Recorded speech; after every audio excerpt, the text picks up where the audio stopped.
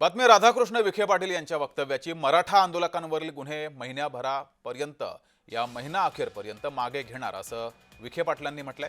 मृतांच्या नातेवाईकांना नोकरीसह मदत देण्याचे आदेश सुद्धा दिले आहेत असंही राधाकृष्ण विखे पाटील यांनी माहिती दिली आहे।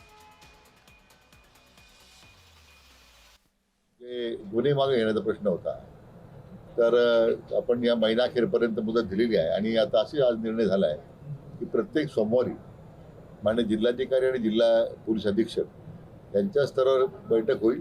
जी काही आंदोलक जे मृत्युमुखी पडले होते, साधारण 96 लोकांच्या रकमा बाकी होती, ती रक्कम सुद्धा मागच्या 2 दिवसामध्ये सर्व जिल्हाधिकाऱ्यांकडे सुपूर्द करण्यात आली। असं कुठलाही दबाव शासनावर नव्हता। अतिशय विचारांती आमच्या उपसमितीने 3-4 बैठका घेऊन याचा विनिमय केल्यानंतरच आपण तो निर्णय केला आहे। मग मागे मी काही दिवसापूर्वी मी माननीय भुजबळसाहेब आमचे ज्येष्ठ नेते आहेत, त्यांना मी विनंती केली आहे की एकदा आपण त्या संदर्भात एकदा मी त्यांच्याकडे जाऊन बसणार आहे, चर्चा करणार आहे की याच्यात वास्तव काय आहे। बऱ्याच वेळा ऐक्यू माहितीवर काही मतं तयार होतात, परंतु आम्हाला वाटतं की आमच्या समितीला असं वाटतं की निश्चितपणे आम्ही त्यांचा गैरसमज दूर करू शकतो।